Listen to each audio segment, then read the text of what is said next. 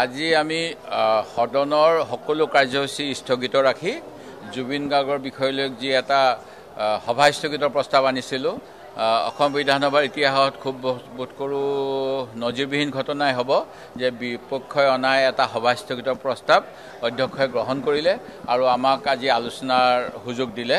আমি যি গতিত SITৰ এনকুৱাৰী চলি আছে তাক লৈ সুখী নহয়, অসমৰ জনগণ সুখী নহয়, জুবিন গাৰ্গৰ পৰিয়াল সুখী নহয় আৰু এই কথাখিনি সদনত উত্থাপন কৰিলোঁ।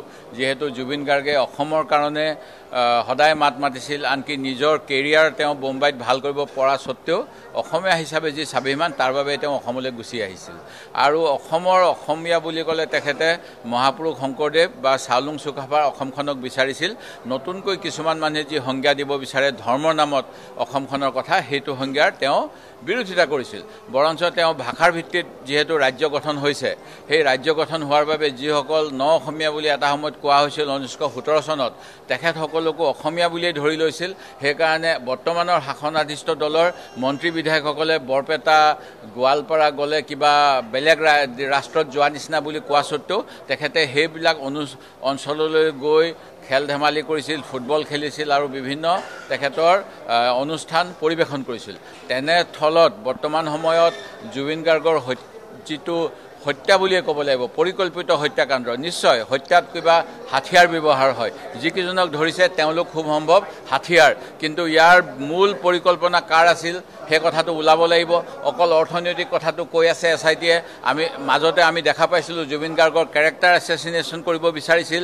কোনোবা কেইজনমান সাংবাদিকে আহি পেলাই কৈছিল জুবিন গাৰ্গক অকলে থাকিবলৈ দিয়া নাই, অৰ্থাৎ কি বুজাব লৈছিল মই নাজানো। বেয়া কথা তেখেতৰ বিষয়ে ছ'চিয়েল মাধ্যমত উলিয়াবলৈ এটা দুঃসাহস কৰিছিল এই শাসক পক্ষৰ ফালৰ পৰা। ইয়াৰ উপৰিও অন্য এটা কথা হ'ল, মই আজি বিধানসভাত SITক আগ্ৰহ প্ৰকাশ কৰিছোঁ মুখ্যমন্ত্ৰীৰ যোগেদি বিধানসভাৰ মজিয়াত, যে জুবিন গাৰ্গে কোনটো দলক বটলা ৰাজনৈতিক দল বুলি কৈছিল সেই কথা আমাক তদন্তৰ ভিতৰলৈ আনক। কাক ভোট দিবলৈ জুবিন গাৰ্গে মনা কৰিছিল সেই কথাখিনি তদন্তৰ আওতালৈ আনক। আমি নামানো বুলি যেতিয়া তেওঁ কোৱা বুলি আমি ভিডিঅ'বিলাক পাওঁ, ৰিলবিলাক পাওঁ, এইবিলাক সঁচা নে মিছা, এইখিনি কাৰ আগত কৈছিল।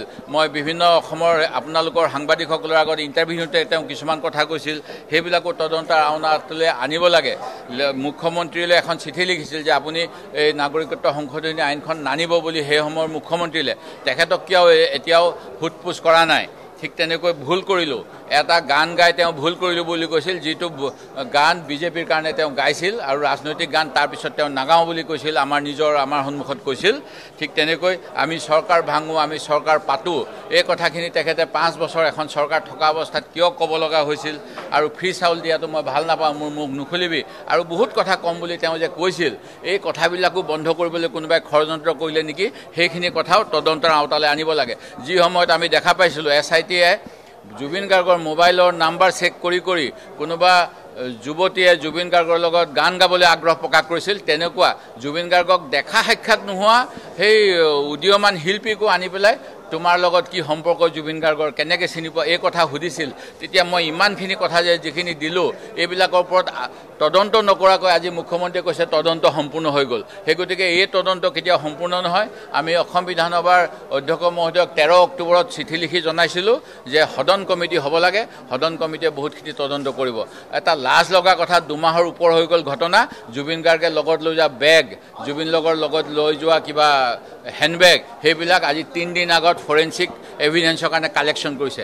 সেইখিনিত জুবিন গাৰ্গ ইমান প্ৰকৃতিপ্ৰেমী আছিল, পশুপ্ৰেমী আছিল, তেখেতৰ ঘৰত 4-5টাকৈ কুকুৰ থাকে। সেই কুকুৰকেইটাই মালিকৰ অবিহনে মালিকৰ সেই সামগ্ৰীবিলাকৰ ওপৰত পেচাব কৰিলে নে পায়খানা কৰিলে মই নাজানো, তাত কেনেকৈ ফৰেঞ্চিক এভিডেন্স থাকিব।